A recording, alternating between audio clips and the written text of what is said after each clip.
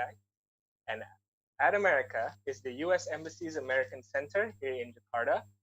And it is the U.S. Embassy's American Center here in Jakarta, and our mission is to provide a space for young Indonesians to learn more about the United States. For now, we have temporarily moved to a solely digital platform, and so you can enjoy us from the comfort of your own home. We would like to welcome all of our audience joining us online. For those of you who are tuning in through Zoom, there are a couple of features that you can use to interact with each other, such as the chat box and also with our speakers. We would like to remind you all to use this feature wisely. In today's episode, we will be discussing World Oceans Day and how the pandemic of COVID-19 affects our ocean. So if you are interested in marine issues, this is definitely the event for you. Before we begin today's event, I would like to break the ice with a little question. And the question for today is, true or false? Illicit fishing is likely to increase during this pandemic. I'll repeat the question one more time. True or false? Illicit fishing is likely to increase during this pandemic. You can answer this question from the comment section of our social media. And we're also going to have a poll. The poll will show up for those of you who are in Zoom in a few seconds. Okay, we have a couple of questions. The first question is, where did you hear about this event? You can choose one answer where you heard about this event. And the next question, where are you watching from? You can also choose one answer for where you're watching from.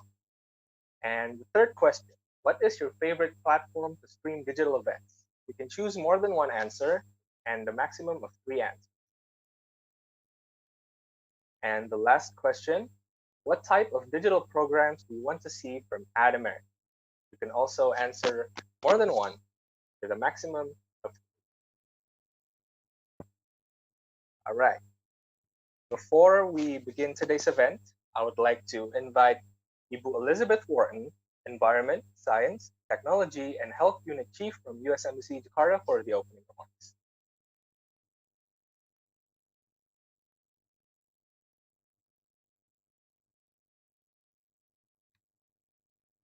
Hello, can everyone hear me?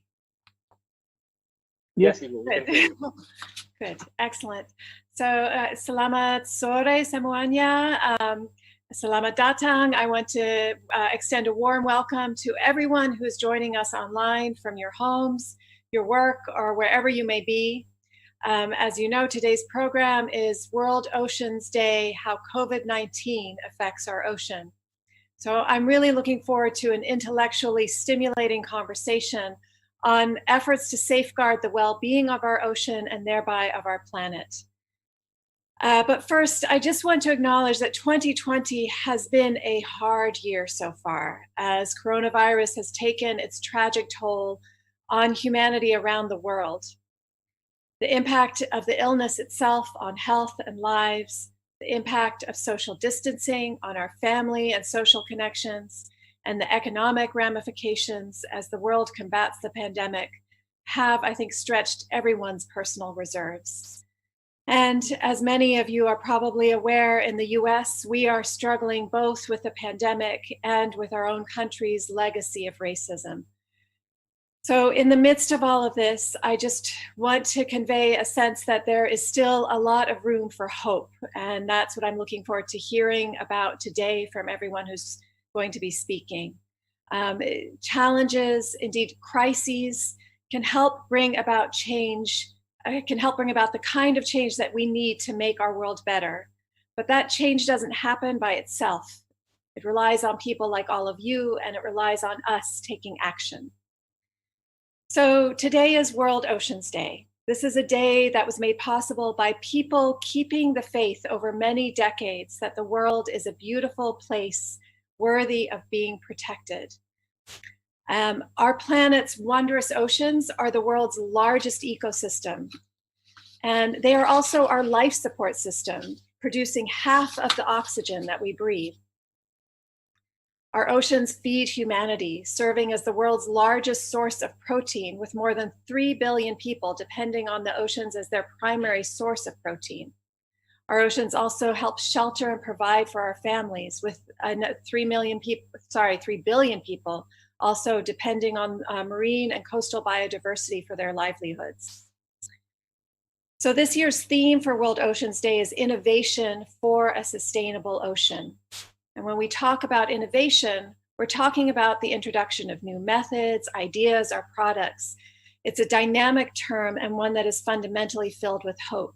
So I want you to consider that while the pandemic may be impacting almost all aspects of our life, it is also presenting an opportunity to innovate, including finding new and better ways to protect our natural environment and protect the oceans that sustain us. So with that, I want to highlight the great speakers we have joining us today. So first we have Sweetania Puspalastari, Executive Director and Founder of Divers Clean Action. We have Mr. Rugianto, Marine Biodiversity Conservation Advisor for USAID's Sea Project. We have Arifsha Nasutian from the Ocean Campaign, from Greenpeace's Southeast Asia Ocean Campaign. We also have Inez Ayustina, who's a researcher on ocean and climate from the World Resources Institute. And Ibu Utari Octaviani, who is the co-founder of Aruna. So thank you to all of you for joining us today to share your expertise. Terima kasih banyak kepada semuanya. And now I'm going to hand it back over to my Ad America colleagues to continue the program. Thank you. Thank you very much, Ibu Elizabeth, for the opening remarks. And now I would like to start today's event by first introducing our moderator for today, Sweetania Puspalastari. Sweetania Puspalastari graduated from Institut Teknologi Bandung, majoring in environment engineering, and founded Divers Clean Action, or DCA, in 2015. Living on small islands as a child, she has been a live witness to the deteriorating state of our oceans due to marine pollution. A capable diver as well, she has translated her passion for the environment by creating DCA, a foundation that strives to prevent and combat marine debris. She has since represented DCA in Indonesia in multiple international conferences, such as Economic and Social Council in the United Nations headquarters, Australian Awards, our Ocean Conference, and Obama Leaders, where she was handpicked to be the one presenting and introducing Barack Obama. Recently, she was chosen as the only Indonesian in BBC's Top 100 Women of 2019 list for her hard work as founder and executive director of DCA. Without further ado, I'd like to give the floor to Mbak Tenia. Hello, Mbak Tenia. How are you doing? Hi, thank you. I'm good. How are you? I'm also good. So can you give us a little description on what we're going to talk about today? Sure, thank you for this opportunity. I'd like to say hi to everyone. Hi, everyone. Tania is here with Diversity in Action Family team backing me up behind this all conference with online thing. And I will be learning together with you guys. And we will be accompanied by the fabulous speakers that we have today, heroes that working on ocean conservation. Firstly, I would like to thank you to Ibu Riz from US Embassy Jakarta to give us the opportunity to collaborate through this event. and I thank you for working so hard for your country and my country, Indonesia, that you state so clearly the correlations between innovations, health, science, technology, environment, and also health. And we need innovations for sustainable oceans to protect our home. And I think I will like to start the webinar right away. And okay, I'd like to say Happy World Oceans Day and thank you for joining us today amidst uncertain situations caused by this pandemics that make us can't meet each other in person. But I promise you, we will have such an awesome and same quality or even better of event from your own places with a minimum carbon footprint as we don't travel for this event. And without further ado, let me introduce and say hi to the panelists before we start the presentations. First of all, we have Mr. Rudianto from USAID to speak on marine protected area. Hi, Mr. Rudianto. Hello, good afternoon, everyone. Hi, what a wonderful picture behind you. Where is it? I don't know actually. That is a picture I took it randomly from somewhere. But I like the spirit. Thank you for joining us here, right? And the second speaker, it will be from Greenpeace Southeast Asia. I'd like to invite and say hi, Mr. Arif Shah Nasution or Mr. Arif. Mr. Arif, are you here? Hi, good afternoon, everyone. Nice to be here. Hi. Thank you, Mr. Arif. Where are you now? Are you in office or in house? At home. Yeah, my home. Awesome. Thank you. And we will have the next speakers are from World Resource Institute. It will be Ines Ayostina. Kakak Ines? Yeah. I think you are muted. Yeah, I think the host prevent me to unmute myself, but yeah, I'll make it. Hi, Tania, and hi, everyone. Hi, it's nice to meet you from under the water. What is it? Yeah, it's in the ocean, so yeah, to give the spirit to everyone. Thank you for joining us today. And the last speakers, we will have Ibu Utari Octaviani as the co-founder of Alumni Indonesia. Hello, Ibu Utari. Hello, nice to meet you. Hi, Ibu. Yeah. Nice to meet you as well. Are you here or are you in the house or like are you in the middle of sea? Actually, I'm in Jakarta right now. I okay, cannot noted. Everywhere. Just eating fishes from our house, right? Yeah. Thank you, Ibu Utari. So that's all the speaker panelists for today's event. And without further ado, I think I'd like to introduce the first speaker lineup, which is Mr. Rudianto from Marine Biodiversity Conservation Advisor for USAID. And he already works 20 years in conservation works ranging from forestry, essential ecosystem, wetland, and marine resources, with a focus on biodiversity monitoring and evaluation. Mr. Rudianto graduated from Department of Biology, University of Pajajaran for his bachelor degree, and University of Sussex for his master degree. And currently, as USAID project as Marine Biodiversity Conservation Advisor, he oversees the establishment of 14 marine protected areas in 3 provinces, which are North Maluku, Maluku, and West Papua. And before he is working on USAID project, he also has a handful of knowledge and experience in rare, TNC, and BirdLife International and Wetlands International.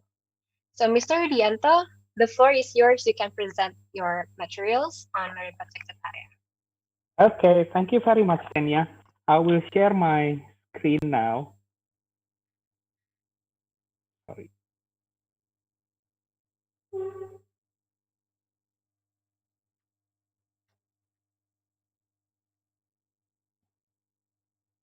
Can you see that?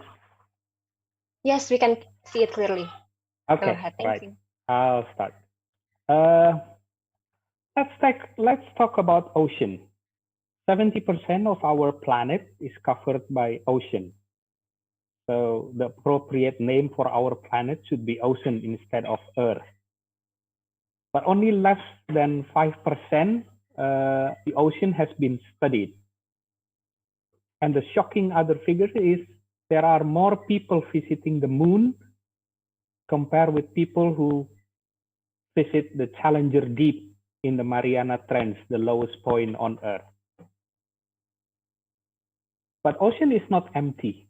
It's full of life and vibrant colors. It has also a home for unique animals, from the tiny planula of coral to the blue whale, the biggest animal ever lived on Earth. Yes, coral is animal, it's not a stone, and they are consist of billions of them to create a coral reef.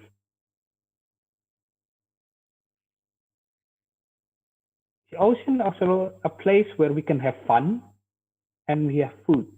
So we are very dependent on ocean, especially for food.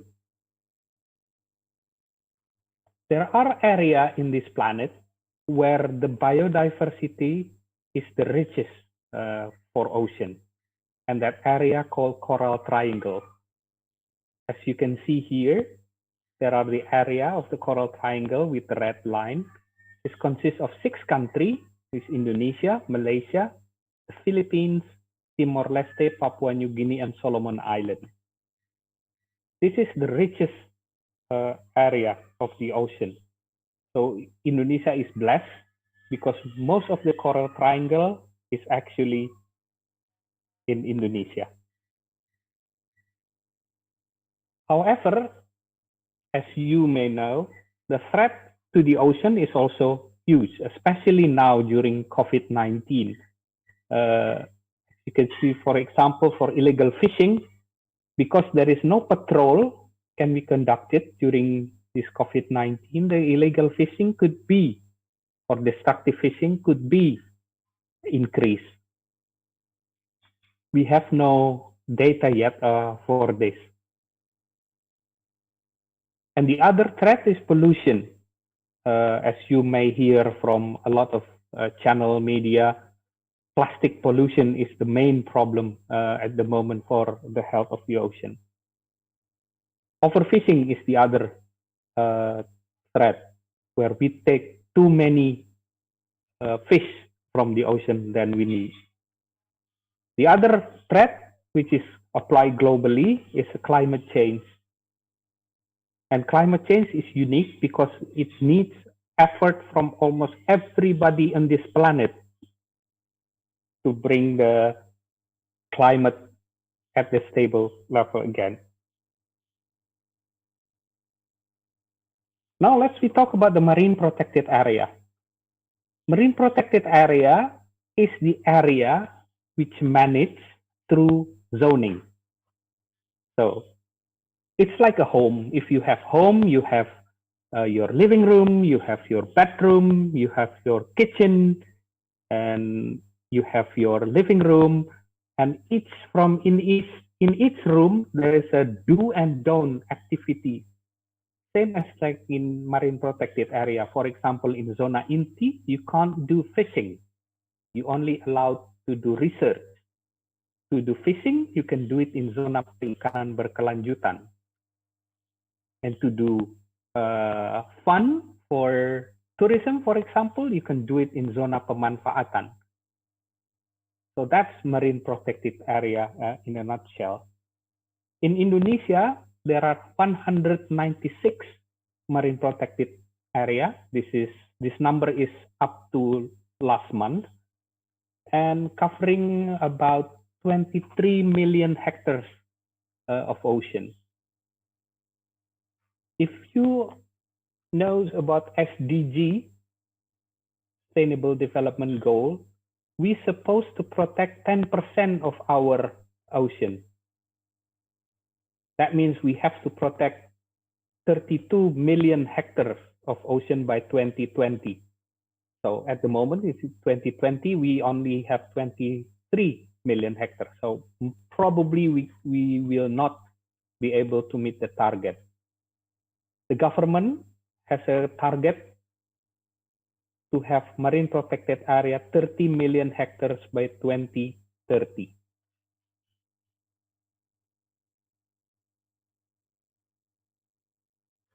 And USHC project is a project to support the government of Indonesia to conserve and to improve the governance of fisheries and marine resources and biological diversity.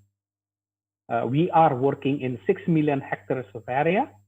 We are going to produce 6 policies, and we are going to reduce the threat. That's what the C project where I work at the moment. And it is divided into 4 strategic approach, which is sustainable fisheries, marine protected area, and marine spatial planning and law enforcement. And then it's supported by 4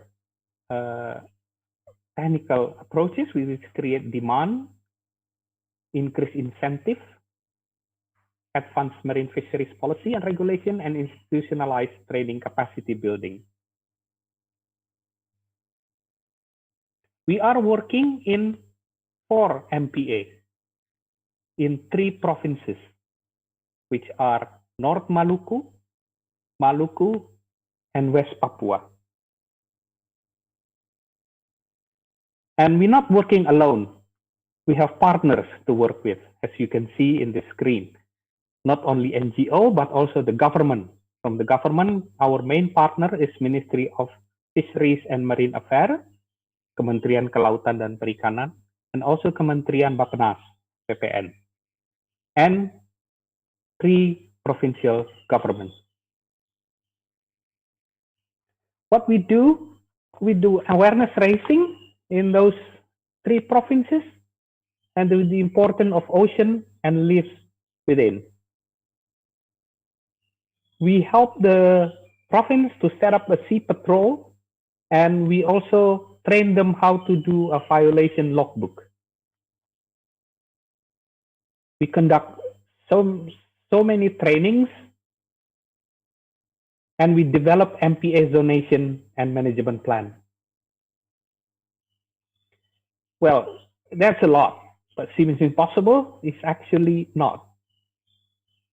So far, we are working in 1.6 million hectares of MPA in those 3 provinces, and we have more than 165,000 people exposed to conservation message.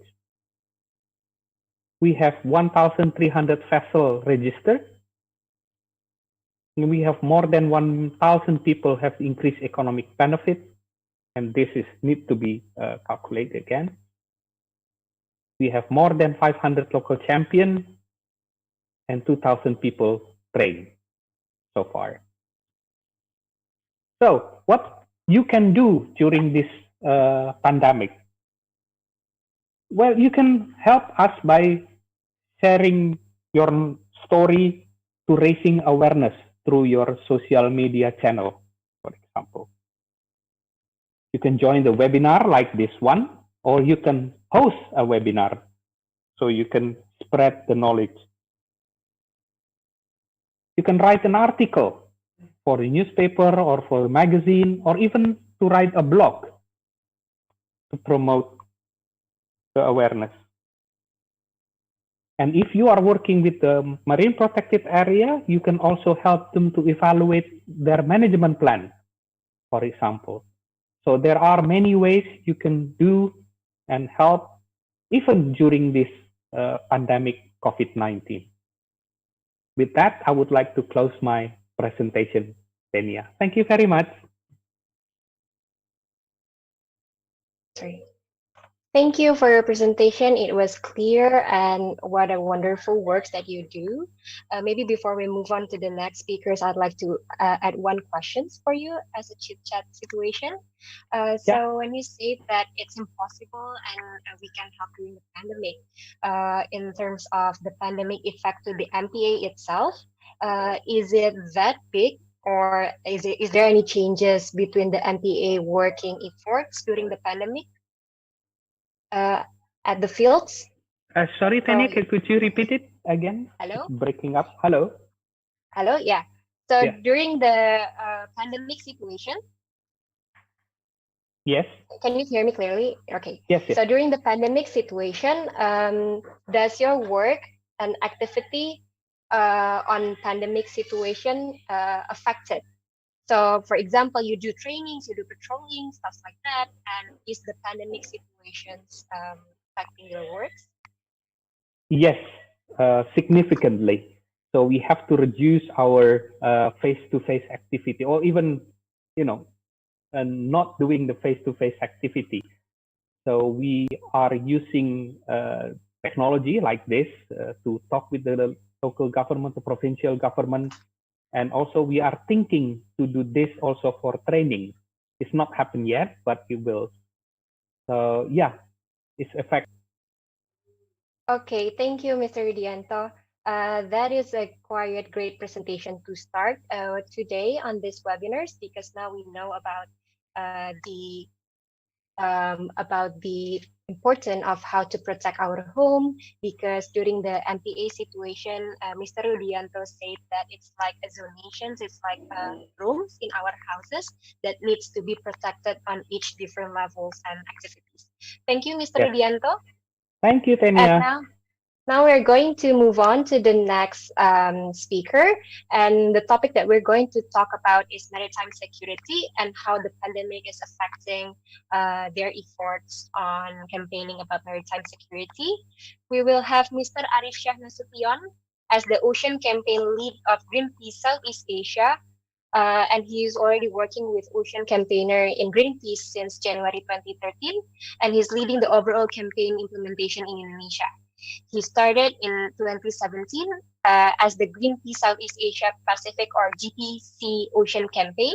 And overall, his time in Greenpeace, he dedicated to develop and deliver the campaign vision and strategic direction for ending overfishing, coastal and marine environmental destructions in many front-end levels. Arif Shah has led and co-led and contributed to various Gypsy Ocean campaign projects by integrating field investigations, political and public engagement. Without further ado, Mr. Arif Shah, I'd like to welcome you, and the floor is yours. Thanks, Tania, and everyone's. Again, a good afternoon, everyone's. I'm going to share my screen right now. Okay. Tell me if you have seen my screen.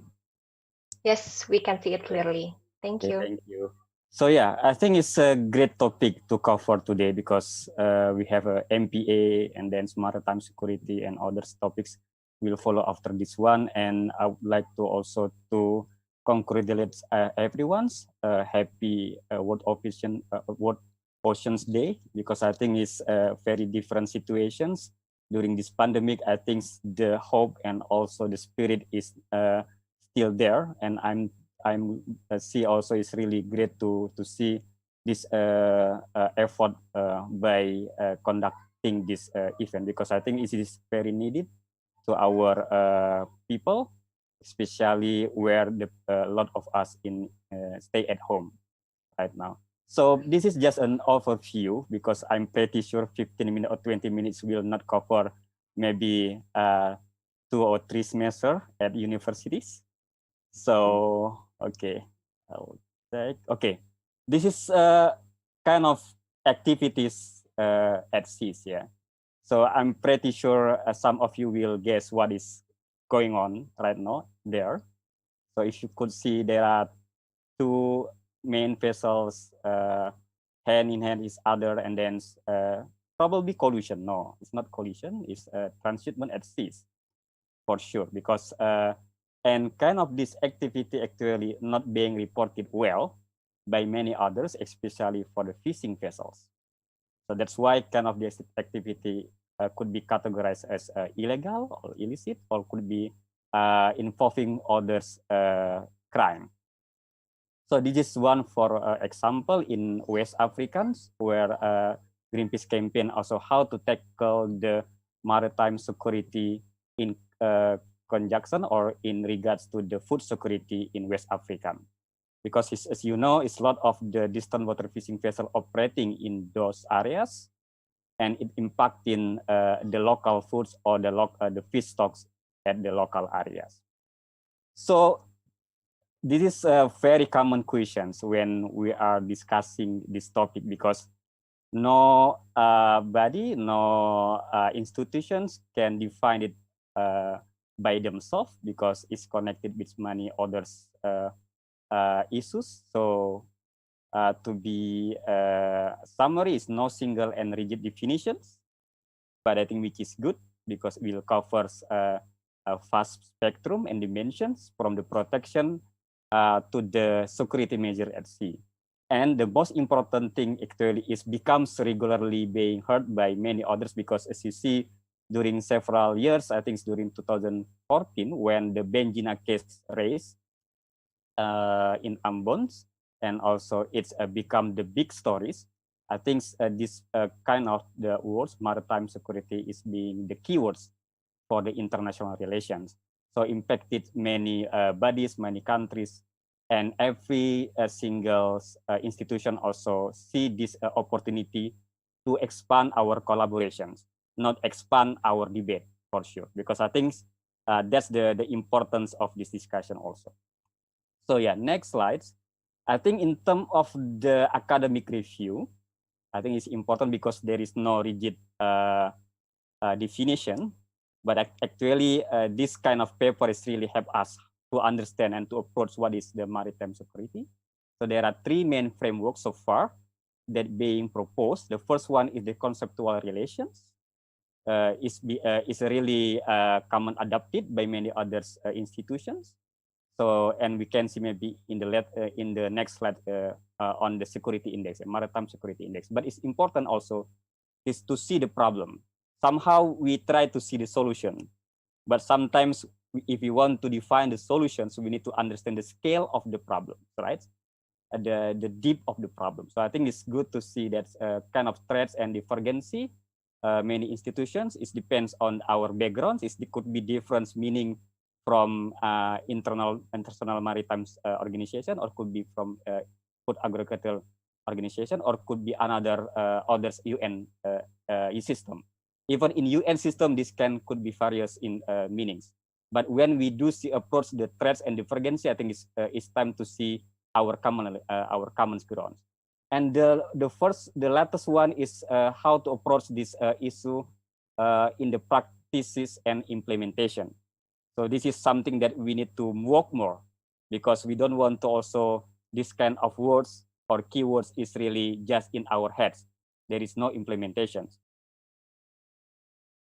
This kind of implementation in terms of the maritime security is very important, because if you can see in the next slides. So this is kind of the metrics where actually this maritime security could covers many issues, and actually is no single standing point. Yeah. So we, if you could see, there is marine environment there, economics, human security, and also national security even. So because when we talk about the oceans, we talk also about the jurisdictions. We have the two common strategy or two common framework when we say on the jurisdictions. There is a national jurisdiction, there is beyond national jurisdiction. Yeah. So this kind of topic actually apply and also could be useful to manage, to govern our oceans globally in both jurisdiction, national and also beyond national jurisdiction. I would like to emphasize and to focus our discussions perhaps in IUU fishing and human trafficking, because as you ever heard also during 3 months, there is increasing issues where our Indonesian fishers is being trapped in one or two vessels, many others we don't know where, and then being slave there, and also they very lack of and very poor working condition. So actually this kind of topic, IUU fishing and human trafficking, actually is like the sides of coins. Yeah. In other side, we have the IUU fishing, and in the other side, we have human trafficking. So yeah, how Greenpeace actually approach the issue of IUU fishing. So I think we have a long campaigns on the oceans issue, on the fisheries issue in particular, in tuna issue in particular. So we do see there are at least 8 locus or 8 focus that we need to work together. The first one, we need to see the legal policy. Yes, we have the maritime security in many other instruments. Yeah, in UNCLOS, in our national regulations, in our regional partnerships. Let's say in ASEAN, we have also the framework of the maritime security. Yeah, and then so it's really important to understand this kind of legal frameworks, because it will help us to bring whether we want to go to the litigations, or maybe whether we want to go to non-litigation or even campaign.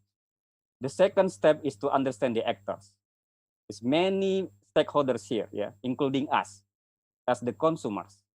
We have the fishers, we have the food processors, and it involves many other elements. We call the supply chains, yeah. So where the fish from the sea to the plate, yeah, where the journey from the fish at sea and it's going and before we eat in our dining table. And the third one is the site. Yes, the sites means actually where it happens. Yeah, it could be in our national jurisdiction or in the national jurisdiction, and most of these cases actually happen everywhere.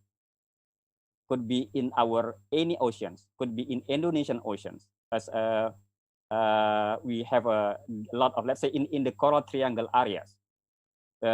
For instance, we still have a big homework to overcome the dynamic fishing in our region. So that's the side. And the fourth one is the time, where, yeah, when and this happened. This could be today when we are, or could be yesterday, or could be next, because if there is the plan of the illegal activities also doing so. And the very interesting one actually on the modus. We need to understand the modus. I'm pretty sure a lot of modus when, let's say, in the previous minister said, has a win for the illegal fishing war in Indonesia. But a lot of new modus, yeah, how foreign fishing vessel make the hidden partnership with the local fishermen. So a lot of kind of the model that we need to understand.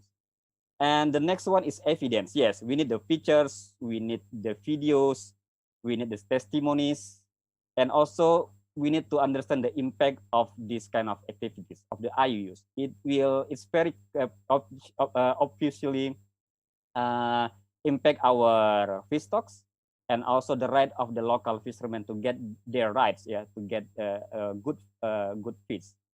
And the last one is market, where it's being exported.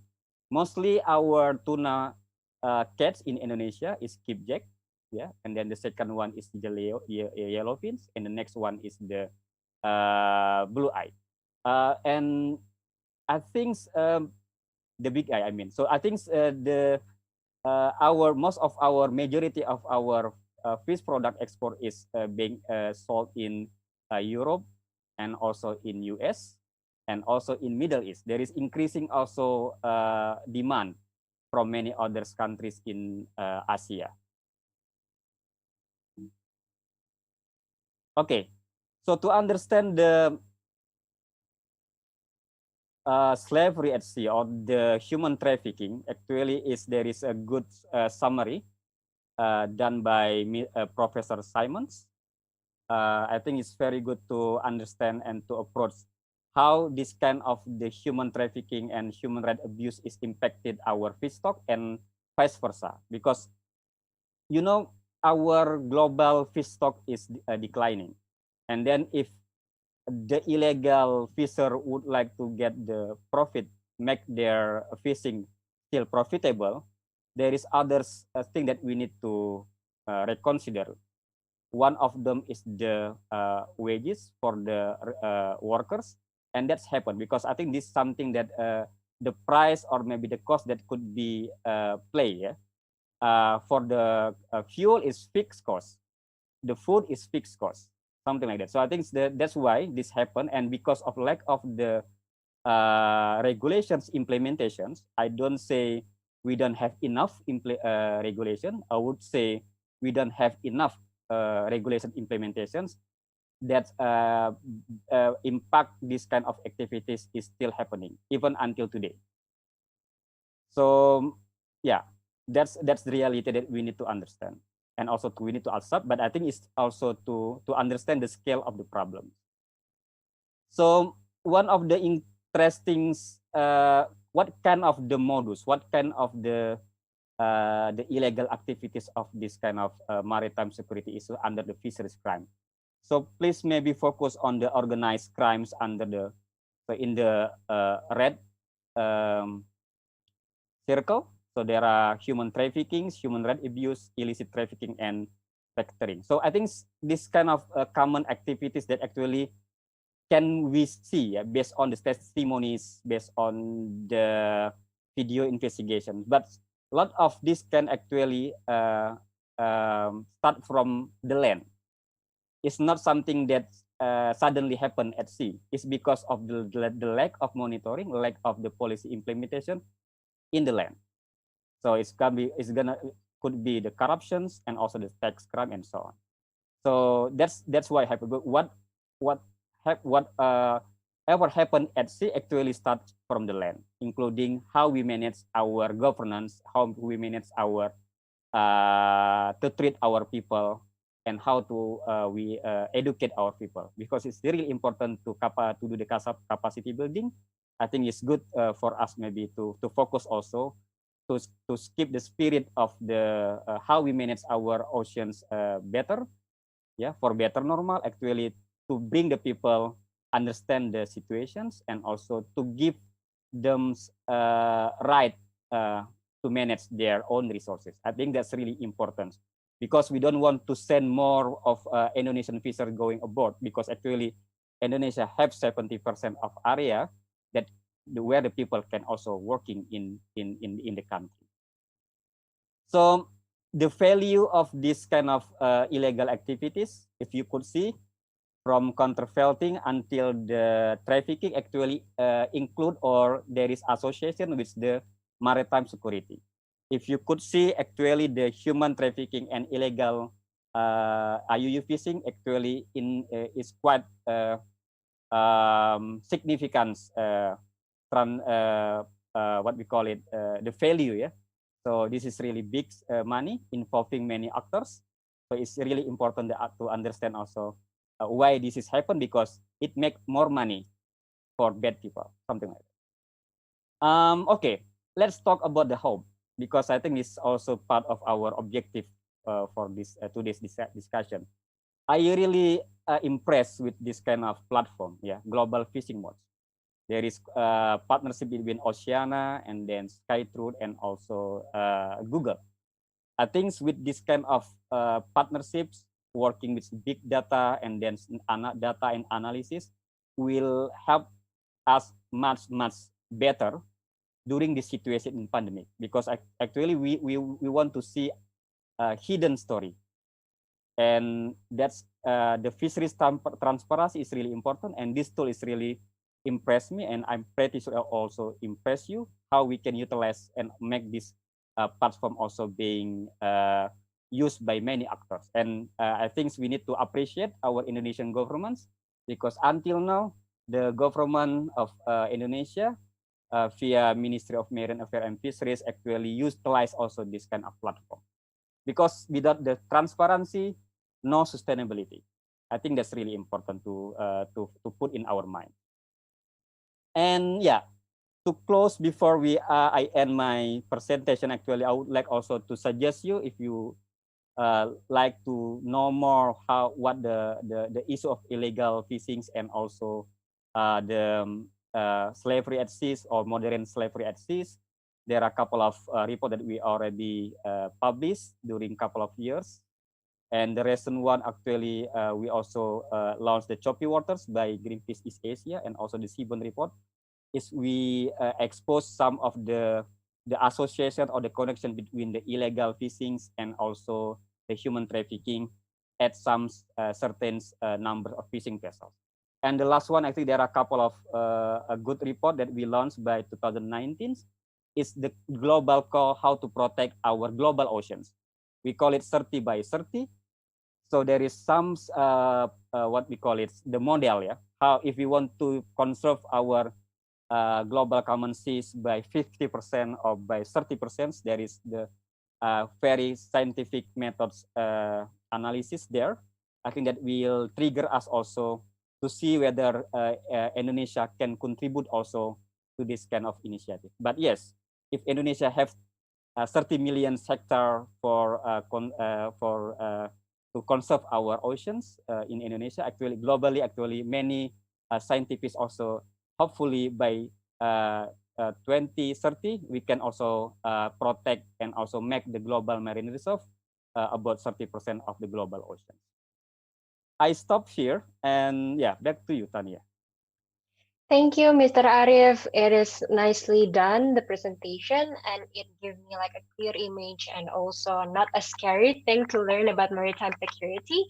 And I will like to save the question for the next question and answer for you, because there's a handful of questions for you to limit the time.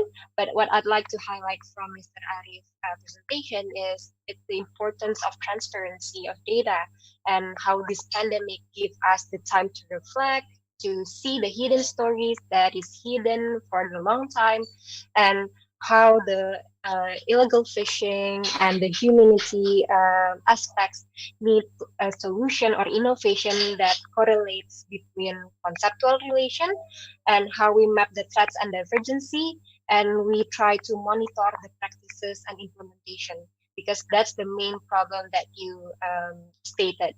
Thank you, Mr. Arif. I'd like to ask you later on the question and answer session. The next speaker we will have, after we talk about marine protected area, maritime security, now we're talking about sustainable blue economy. And Mr. Arif already mentioned as well about the importance of the economy and environmental perspective, and how we can put that as a term of sustainable blue economy, and how the pandemic will be affected or affecting the blue economy. For talking about that issue, I'd like to invite Ms. Ines Ayostina from World Resource Institute. She is the researcher at Wahana Riset Indonesia program, and a part of the ocean team that currently expanding the program with the main strategy on new ocean economy, marine pollution, and sustainable coastal management, where she facilitates development of proposals, program concepts, and research on the subject. With a background in environmental engineering, Ines is a sustainability professional specializing in coastal, ocean, and climate issues. I'd like to invite Ms. Ines, please. Hi, Ines. Tania. Hi, Tania. Thank you very much. How are you? Great. Cannot wait for your presentation, so the floor is yours. Thank you. I'm going to share my screen.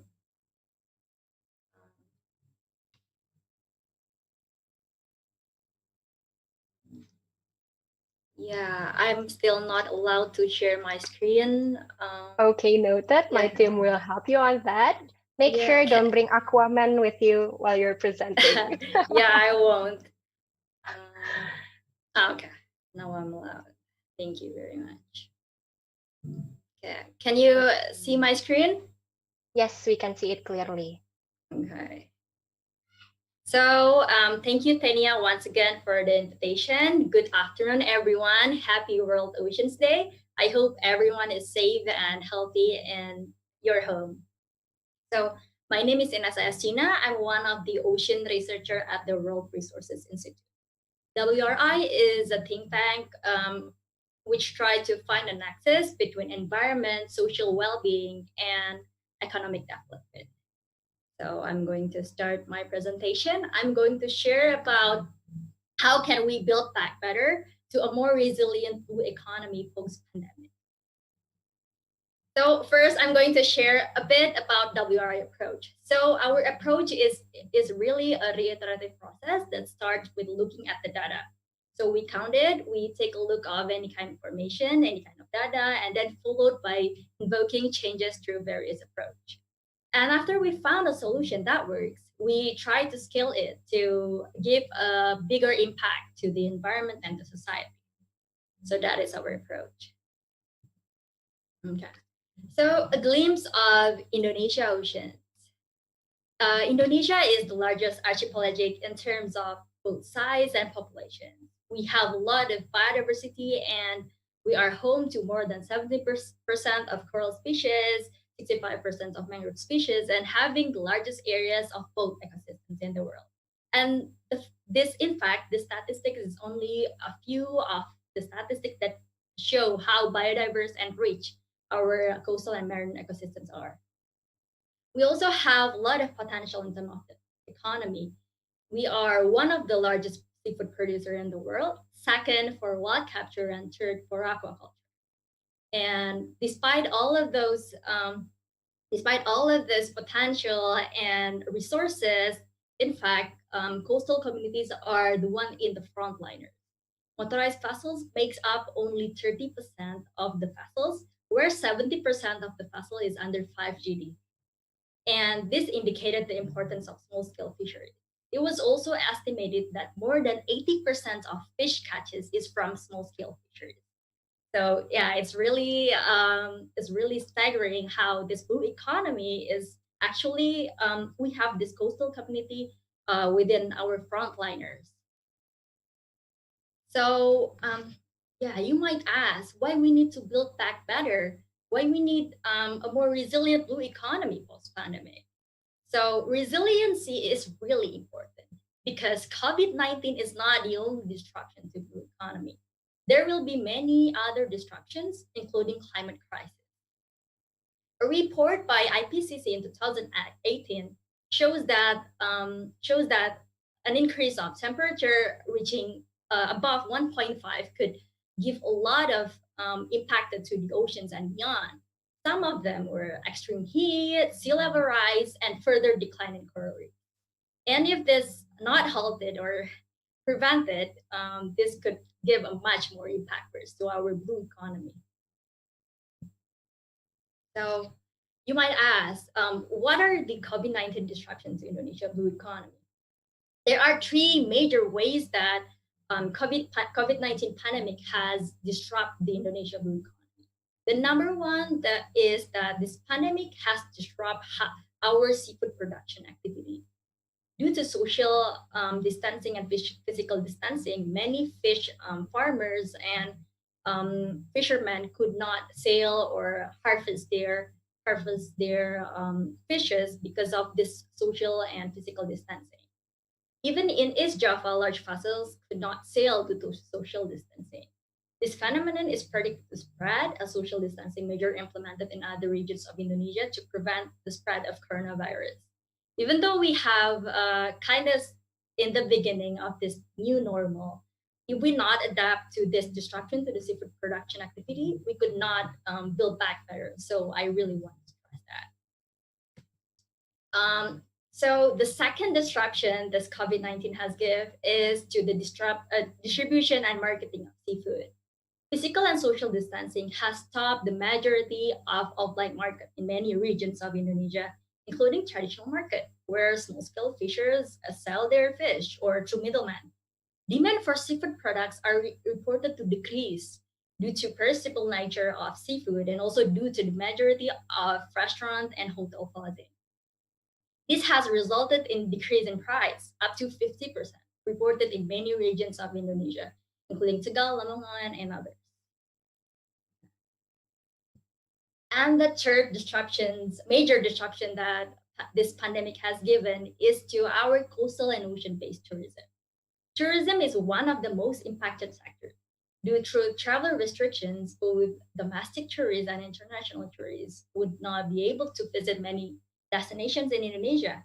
This has impacted both large and small medium enterprise of hotels and tourist operators, including the alternative livelihoods for fishermen in many areas of Indonesia. In Bali, even the occupancy rates dropped 60 until 80% in the majority of hotels. So yeah, we all know that we have struggled in terms of data, but in Bali, we have dropped the occupancy rate 60 until 80%. This number could be bigger in other areas of Indonesia. So what can we really do to build a more resilient blue economy post-COVID and really other potential disruptions? The first, we can build back better by intervening in the production activities. what kind of ways that we can do? First is go towards low carbon production. To gradually reduce fuel subsidy and allocated for incentive mechanism to protect coastal and marine resources, as well as repair and maintaining fishing vessels. A global report shows that fuel makes up 60% of production costs in large-scale fisheries. And in small-scale fisheries, it reached almost 50%, a report by FAO. Second is we really need innovation for productions. Innovations such as fish finder could reduce fishing time and ultimately fuel, which reduces risk for fishermen to spend a long time at sea. Automated feeder is also an innovation that could ensure aquaculture could be conducted regardless of social distancing. So this is only example, and we need much more innovation in the future. And the third is rehabilitation and conservation of coastal and marine resources. This is very important because improving ecosystem qualities that provides nursery ground and to ensure the sustainability of fish stock. Ensuring fishing ground is close to ultimately reduce fuel usage, ice usage, the region of sale for fishermen, and reduce cost of production. The second ways to build back better is to intervene in the distribution and marketing. First is to conduct a risk assessment and prioritize domestic market when suitable. Fisheries management area concept could be one way to build strategy and comprehensively plan the effort to ensure that the supply chains could be end-to-end. And the second one is investment for adaptive planning, including build and manage fishermen association and cooperatives to improve their capacity to access market. And the third one is online market to improve market accessibility. There are various startups that are currently working on these really important issues, which enable consumer to reach to small-scale fishermen, even though they don't go to the offline market. I think Aruna and later Bautari could tell more about this. And the third one, ways to build back better to the coastal and ocean-based ecosystem is first to better health and hygiene protocol, not only in public facilities, but also in hotel, resort, and small medium enterprise within the tourism destination. And second is again to the conservation of coastal and marine resources, to protect, monitor, and rehabilitate coastal and marine ecosystems, which attract tourists in the first place. And the third one is using natural capital as management instrument. For example, using economic valuation of the coastal and marine resources in the tourism area to formulate entrance fee for the destination. This is one of the research that conducted by WRI. Okay. So I have talked ways that pandemic have affected Indonesia blue ocean economy and ways to build back better in the future or starting now. And through all of these ways and solutions that I have presented, we can really find the silver lining. And that silver lining shows in this resiliency pillar, which is first, we need to prioritize vulnerable communities.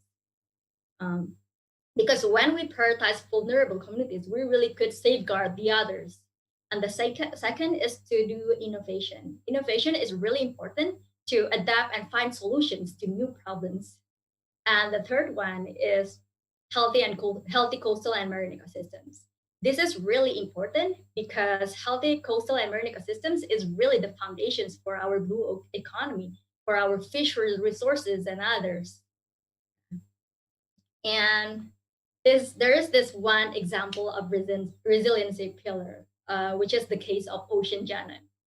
Ocean genome is a rich source of antiviral compounds, which this ocean genome has been the key innovation and technology and virus test kits for using in many virus, including those used to diagnose COVID-19.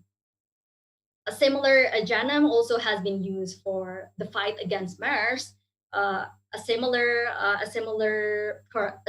disease caused by coronavirus related to the one responsibility for this pandemic. However, this organism is under threat due to exploitation and pollution. That's, once again, it's really important to keep our coastal and marine ecosystem healthy. And it is also important to ensure equality and access of those GNM to marginalized groups, to those are vulnerable, including countries that lack of access and resource to conduct rigorous research. As you can see in the map, Indonesia is among the countries that has a rich ocean GNM. And we want to make sure that we could access that equality and use this ocean GNM to make us more resilient for future disruption. So yeah, that is one of the example. Yeah. Thank you very much. Check out more about our work at wri-indonesia.org or marinetrans.id or tranlaut.id. Thank you very much. Thank you, Ines. Thank you, Ines. What a wonderful presentation. And we can clearly see the connections between the previous two topics with the theme of sustainable blue economy. And I'd like to save the question as well for the question and answer session. And I'd like to remind all of the participants of this webinar from other platforms such as social media, you can actually type your questions and you can type it in Bahasa and our team will help you on translate the questions and we will collect it and we will answer it on the end of the webinar sessions. Thank you, Ines. I love the way you say about the concept of build back better, and we need our home to be protected, and how innovation is really important, aligned with the theme of the World Oceans Day in 2020 today, and how we can help on prioritizing the vulnerable communities and help to do innovation. And you even say some new fact about the ocean genome that maybe most of us just knew it today. It is really wonderful and we need to protect that. Thank you, Ines. And I'd like to go to the next speaker and the last but not least about sustainable fisheries and how the pandemic affecting it. And Ines already mentioned as well that Ms. Utari from Aruna is one of the startup as the innovator as from Indonesia. She's really wonderful and she's the co-founder and general director for Aruna Indonesia. And it's a startup about fisheries. And she lives and grows in coastal area with a small fisherman village in Balikpapan, East Kalimantan. Her uncle is a fisherman and her parents sell tools for fishing for fishermen. She has a dreams to change her village and also fisheries industries in Indonesia. So without further ado, I'd like to invite Ms. Utari to the floor. Ibu Utari. Thank you. I will share my screen first. Yes.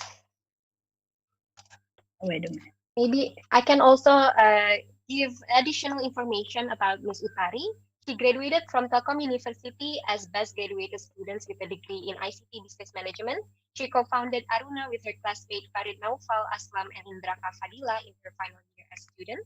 While running Aruna, she also got Australia Award graduated from short study in Flinders University, Adelaide, South Australia. Utari also one of the lineup speaker for Global Women Conference 2019 in Guangzhou, China, where Melinda Gates, Jack Ma, and etc. also line up for that conference. Currently, she is taking executive leadership education in State Business School, Oxford University. Okay, Ms. Utari, are you ready? Yeah. Thank you, Mbak Tenya, for your for inviting me. Actually, we are from Aruna. So Aruna is technology company, but we focus on marine and fisheries, especially for small scale fishermen.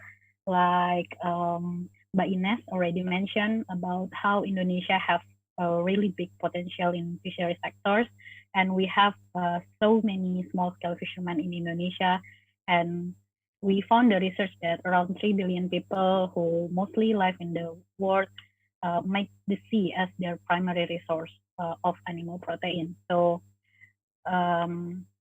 we also have a mission to make sure that Indonesia, as the one of the biggest seafood producers in the world, can access in the global competition, especially in the fishery sectors. And we have a mission. Actually, our mission is to making the sea a better livelihood for all, I mean, for everyone that live, especially in the coastal area.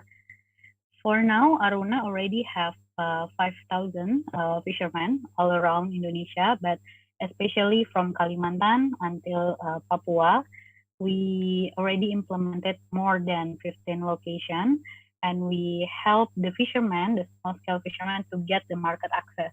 For now, especially in the export market, like the US, China, Korea, Japan, Taiwan, and etc. But during this COVID-19, we also expand our business to the local market. We help fishermen, especially small-scale fishermen that catch the blue swimming crab, lobster, grouper, and etc. But we always make sure that the fishermen follow the regulation about the sustainable fishing. And that's also our homework, to educate the fishermen to implement the regulation in the coastal area. We also have the Rumah Nelayan Aruna. We call it Rumah Nelayan Aruna or mini plant. This is from Sumatera to Papua. This mini plant is the place where the fishermen gather and also doing the transaction, get an education, not just about how to fishing or how to catch the fish, but also about how to manage their financial, how to make sure that their wife is productive enough to do the transaction, and so many things that we do with the fishermen and their family in Rumah Nelayan Aruna. In Rumah Nelayan Aruna, it's working more like the cooperatives and also the mini processing plant. It's also become our payment center, and also make sure that the fishermen get the right information about the pricing, about how to do the sustainable fishing and extra. And this is some kind of our activity with the fishermen. In the Rumah Nelayan Aruna, we have local heroes. So local heroes is basically the young people, the one that have the passion to develop their coastal area, and they will educate the fishermen about sustainable fishing, quality control, and also the financial management. And this we also have the woman processing, and we hire them to give them some kind of education to process the fish before we send it to the export market. And this is our fishermen in the Papua, in Raja Ampat, Papua, and this is our fishermen in Kalimantan. So we do so many activities with the fishermen, not just talking about technology, but also talking about everything related to the fishermen development. And we also have the shrimp processing, working with the pesantren in Jawa Barat to produce the Panama shrimp in Jawa Barat and help them to get the market access also. And we not just focus on fishermen, we already said that we have a mission to making the sea as a better livelihood for all. And we always have the activity with the fisherman family and everyone in the coastal area. So this is some kind of our activity. What we want to achieve is we don't want a fisherman to produce as many as possible, but we want to make sure that they can produce, they can more. Because most of Indonesia fishermen, they just focus to catch as many fish as possible, but they forget about the quality. But what market needs is something that has a high quality and good quality. That's why we teach it to our fishermen. So from the local SMEs to the global market. And talking about COVID-19, we do several activities. Of course, it impacted our fishermen. Mbak Ines already showed the news about how fishermen impacted because of this COVID-19. So we already discussed this problem also with Ministry of Fisheries. And we already do some activities, like we already do socialization with our fishermen to make sure that they understand about what is COVID-19 actually, because in reality, not much fishermen already aware and concerned about this kind of problem. They even really confused when this COVID-19 happened, because no one understand why they cannot sell their fish, why they cannot doing fishing and anything. So our local heroes in the area, they told it to our fishermen. We also convert our fishermen points to the rice on or to the daily needs for our fishermen. So that's what we do at the first. And we also collaboration with the Ministry of Fisheries to help the fishermen selling their product to the domestic market. And we also working with the Ministry of Fisheries to using the cold storage and the car cold storage to do the transportation for distribute our seafood to the people in Indonesia. And at the beginning of COVID, around March, we cannot export our product at all because there is a problem in logistics. But after around 2 weeks discussion with the ministry, we already can send our product because the demand is really the demand is still there and the fisherman is still money to life. That's why we help the fishermen to still access and working with the fisheries production. And we always believe that eating fish is good for our health. That's why we also launch our new model. It's a domestic product. Currently, we already implemented in Jakarta, Kalimantan, Sulawesi, and also Papua. We sell the fish from the fishermen directly to the end customer. So before this one, we just focus on B2B market where we sell the fisherman product to the export market. But now we already open to the domestic market too. So many people, and also we are not working by ourselves. We collaborate with some of the startup or the technology company to make sure that the fisherman product can be distributed in to the end customers. And some of the influencers also support this campaign because we believe to increase the seafood consumption in Indonesia, we cannot do it by ourselves. We need help from every people to believe that Indonesia have really big potential in seafood industry. Why our fishermen cannot live in a good way? Because some of our product we just sell it to the export. The good quality tuna we sell it to Japan. The good quality lobster we sell it to China, but we don't consume it. Indonesian people tend to like daging, rendang, and ayam goreng. So yeah, that's the problem. So we make this campaign to make sure that seafood consumption in Indonesia will be increased. So at the end, our goal is to see the global competitive advantage from our country. China is a manufacturing country, that's why everything made in China, but that's why they have Alibaba as a global company, and Thailand is tourism country, and that's why they have Agoda from their country. And we always believe that Indonesia is a marine country. We have a really big potential in these sectors, and we want to become the global company that introduce our seafood to the world. That's what our mission. So I think that's all from me. If you have any question, please let me know. Thank you, Mbak Tania. Tari, what a wonderful explanations, and it's a solid example of innovations that we need more from Indonesian youth and also people.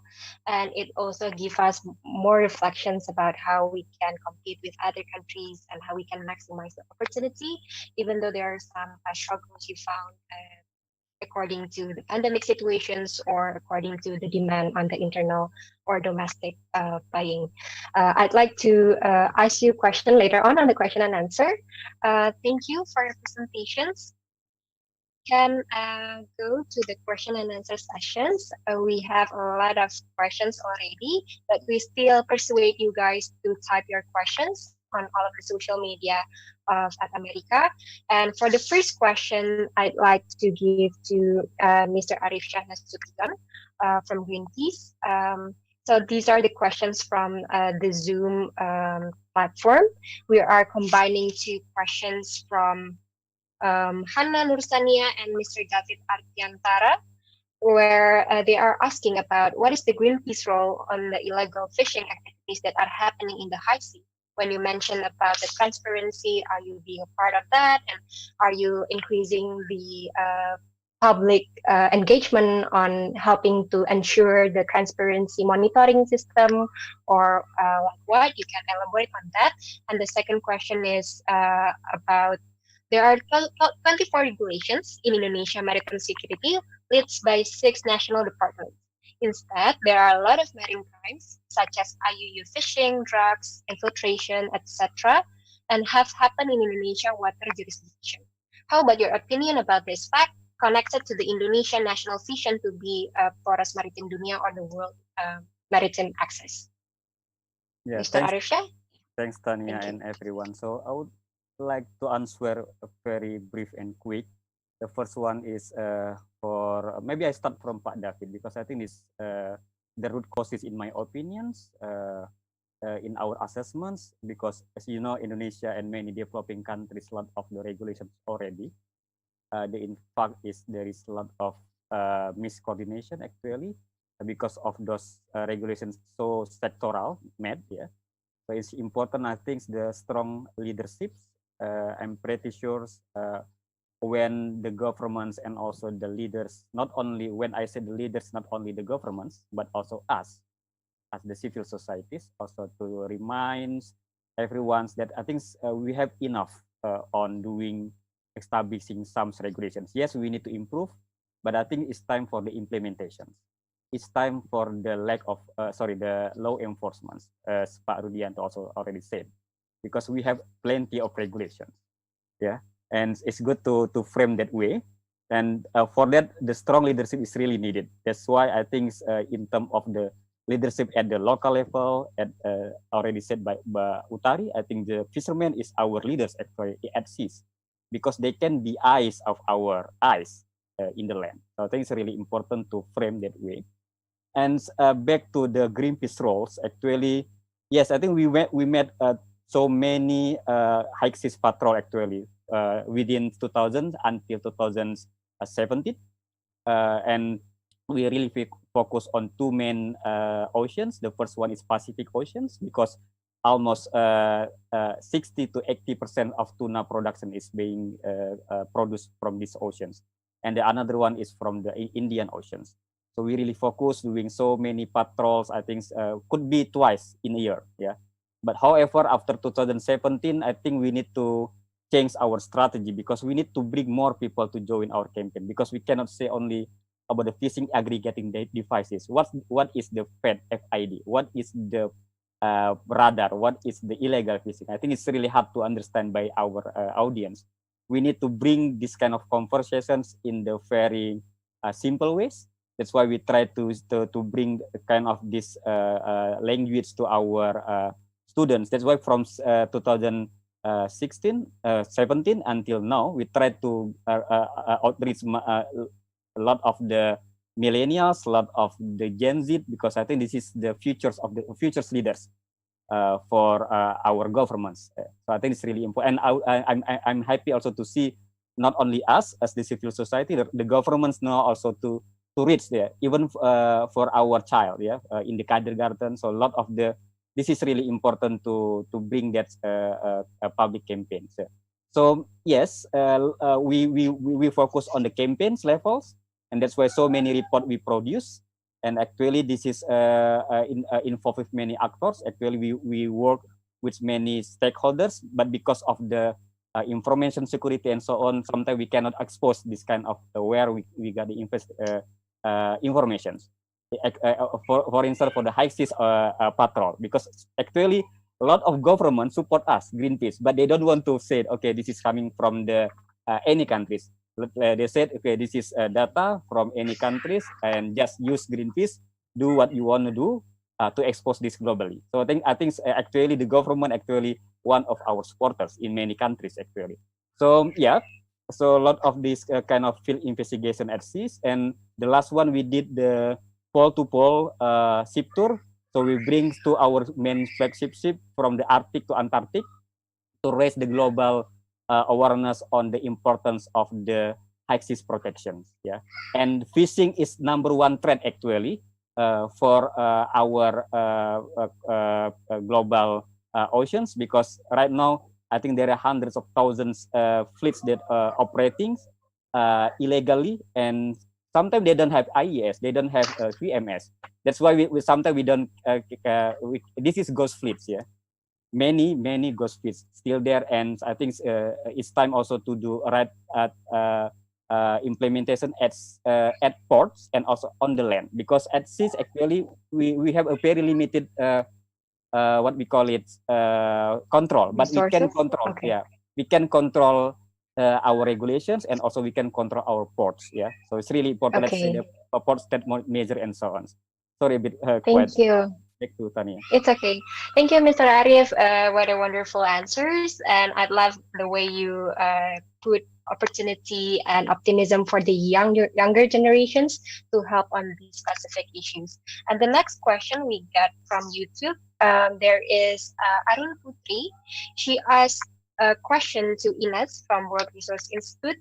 She asked, I would like to ask to Ines, may you explain more on the natural capital as a one way to make our blue economy better? Thank you, Tania, and thank you for the question. So natural capital is a way for us to put value in the nature. And we could put value in the forest or in the coastal ecosystems and including the marine ecosystems. So a way to manage, I see in the Zoom, there is also one person who think that to build back tourism better, we need to shift the way from mass tourism to ecotourism. And I think this natural capital could be one way to ensure that, because when we put value in the nature and put that as one of the management instruments, and I put the example to put that for the entrance fee, we could really acknowledge this natural capital as one of the economic resources. So not only like tourism attractive location, but also an economic source, because this natural capital really provides nursery ground, which for commercially important species, and also provide, for example, mangrove provides coastal protections and many more. So yeah, that is one way we use natural capital accounting as a management instrument within to build coastal and ocean-based tourism better after this pandemic. Yeah, thank you, Tania. Thank you, Ines. What a wonderful answers, and it gives us a clarity on that. And I'd like to move on to the next question from Pratita Budi in a Zoom platform to Ibu Utari Octaviani. She asks, have you ever counting our fisheries community welfare, such as the changes before Aruna come versus after Aruna intervention? If it's yes, could you tell us about your ways to counting it, the effect from Aruna in Indonesia? Okay. For now, we still not count it in a complete way. So we just compare the income before Aruna came and after Aruna came. So we compare before Aruna came to the village, mostly the fishermen get 1.1 billion rupiah in a month. And after Aruna came, it increased like 312 times or higher. But we also have a plan to do more research about Aruna impact in the coastal area. So we currently try to working with the university or the researcher to count about this impact.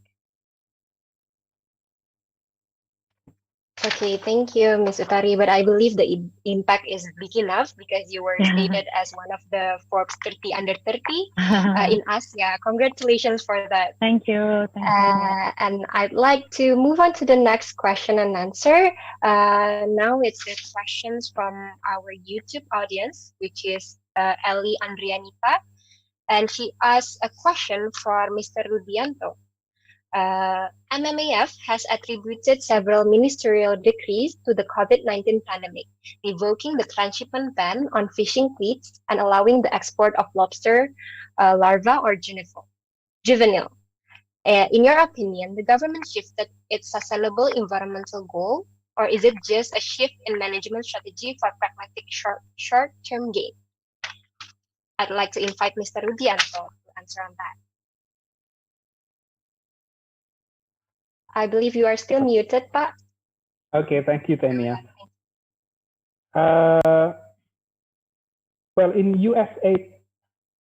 USAIDC project, we always support the government with scientific data, so they can make decision without sacrificing the sustainability of the decision. So sustainability is the main key here. I think that's what I can answer from USAID project point of view. Okay, thank you for such an effective answers. Maybe I'd like to add more questions on that. Here are some questions from our audience. Name Tera Peta. Do you think the Indonesian government have done a lot to protect our seas? And what does the government need to do in the future as your recommendation from USAID? Based on day-to-day working with the government, I know the government has done quite a lot to protect our sea. They have target to protect 20 million hectares by 2020, and now it's already 23 million hectares. And they also have a target, the next target will be 30 million hectares by 2030. And I think they are working very hard to move toward that direction. They also listed species which is endangered and threatened to be protected, both partially or fully protected. So in terms of marine protected area and species conservation, the government has done a lot. Okay, thank you, Mr. Rudianto. What an optimism that we need to believe on the government and their effort as well on those efforts on conserving our oceans. Okay, so I think we have reached the end of the session. So I'd like to ask the same exact questions to all the panelists, which is, what do you think for youth that watching this session can do as an actual actions, because maybe some of the youth think that they are now stuck inside their houses, they cannot go to the oceans, or maritime security idea is too far away from them, or it's too frightening for them, and we kind of feel scary every time we watch the news or read the news about what we can do, because we feel we can do anything, we cannot do anything. So what the optimism you can share according to your each topics? Maybe I can start from Mr. Arif. Yeah, I think during these situations, I think everyone's love movies. So see more movies, oceans movie in the YouTube, in the Netflix. Actually, some of the good movie in Netflix also being broadcast in YouTube. I think it's really important to see. Because this visualization is really great to open our minds, yeah. And the second one, I think, is growing these digital communities, because I think it's really important to keep to develop this kind of communications. Even maybe we go to the better normal, it's still important to continue this kind of activities online, because here we are, yeah, because it's digital revolution and so on. So I think the youth is the leaders for the future. So I think it's time for all of you is to take your turns, yeah, to win our oceans and our earth. Back to Tania. Thank you. Maybe additional little questions for Mr. Arif. Is there any petition or like strategical actions or steps that the youth can take on their own provinces? For example, if they live on an area with ocean, can they access an accessible information on trying to help more on that? Sure, a lot of the local communities movements, please join them. Actually, you can also join, let's say, the Ocean Defender ID, where Greenpeace also establish more connections to local allies within Indonesia. And also you could sign any petitions that made by many other organizations. And yeah, keep close with the kind of digital revolutions, let's say the global fishing world. That is really important to see, to work with better data, because this is our opportunities, and don't miss it. Yeah. Thank you. Thank you, Mr. Arif. Maybe the next panelist that I'd like to answer the question is Ibu Utari. Yeah, as your background in innovating on social entrepreneurs, what is your stakes on this? I think for the young people, is the most important thing to do is stop galau, because the more we galau, the more we cannot decide what we can do in the future. So like the first one is just stop galau and do something. But if you cannot do anything, at least you can eat fish, and at least divide fish and chicken in the same composition. Not always eat chicken, and you can always eat fish, because with seafood consumption, we can support our fishermen and support our sea also. Thank you. Not galau, not worrying a lot. That's an important message for me as well. Thank you for that. Maybe I can go to Mr. Rudianto from USHC. Yes, like in my last slide, I already mentioned that there's a lot of things that we can do during this COVID-19. For example, we can share the story, positive story, through your media, through your social media channel. Either it's Facebook, YouTube, or Instagram. You can use those media to share the more positive and inspiring story. You can also write an article about environment, about ocean, for example, and you can join this webinar to get knowledge, to get a new insight to it. And we can also join the activity in a group, for example, through online, to increase the awareness. I think that's the thing that we can do during this COVID-19. Thank you. Well noted. So everyone have their own different passions, and most of it can actually be utilized according to their own area, right? From communications, or writing articles and stuff like that. Thank you, Bapak. And the next and last but not least, the youngest panelist here, the wonderful Miss Ines. Please answer the question. Hi, thank you, Tenia, and everyone for the wonderful materials. I guess everyone has mentioned a really important thing that you can do. Maybe I just want to re-emphasize. The first one is to eat more fish, because I think fish is a really good protein. It's really good for us to keep our healthy in the midst of this pandemic. And the second is to learn more about our oceans. You know what they say, we won't love what we don't understand. So I really encourage for fellow youth to take this time to reflect and learn about our oceans. And if you're thinking about being a young researcher like me, feel free to contact me. Thank you, Tenia.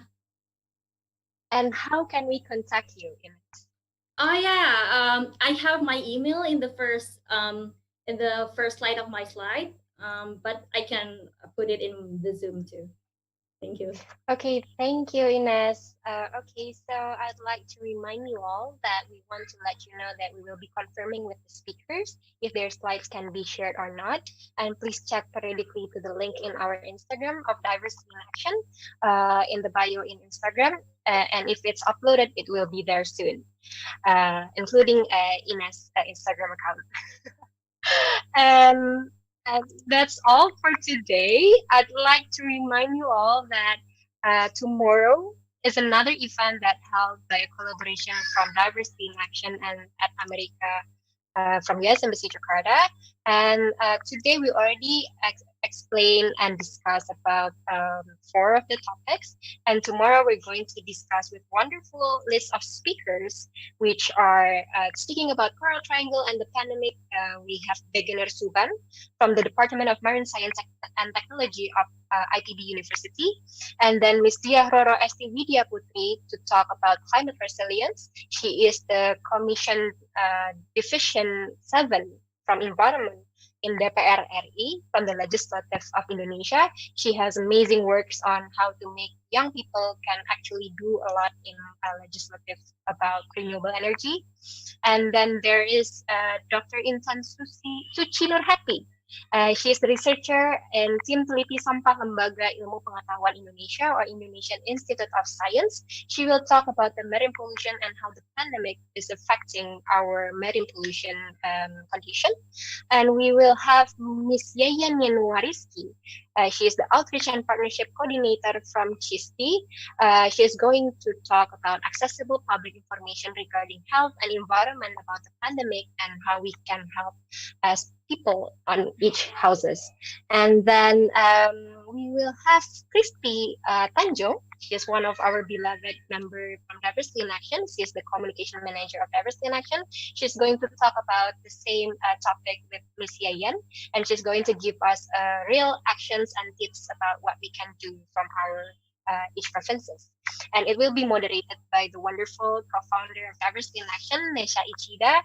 And we are looking forward for all of you that wants to register. You can visit the At America social media account and also Diversity in Action account.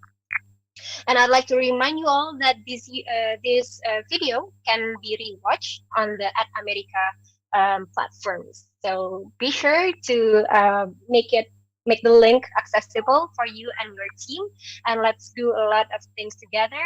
And with collaboration, we can help to protect our home, which is the lovely oceans. I'd like to thank you all for the panelists, and I'll get back to the coordinator from At America. Thank you. Okay, thank you very much, Batania. And also, I would also like to thank the speakers for the very wonderful presentation. And now, earlier in the event, I asked a question to break the ice. And that question is, true or false, illicit fishing is likely to increase during the pandemic? And the correct answer is true. A less secure ocean will be less well managed and less able to sustainably provide resources like fish over the long term. And congratulations to Jasmine McKell from Facebook for getting the answer right. And now you might be wondering how you can create awesome ideas for a place like this. Well, wonder no more. You can come straight to our website at www.atamerica.org.id, and then you can go click create an event and then collaborate with us. Submit a proposal, and all of the proposals coming to us will be reviewed, and your event might just end up here very soon. And it has been a great event, folks. Thank you everyone for tuning in. And while you're on our website, don't forget to subscribe to our newsletter to get information about our upcoming events straight to your inbox. And also don't forget to follow and subscribe to our social media on YouTube, Instagram, Twitter, and also Facebook. It has been great, everyone, and we hope to see you again at the next At America TV event. Goodbye, everybody. Bye-bye. Thank you.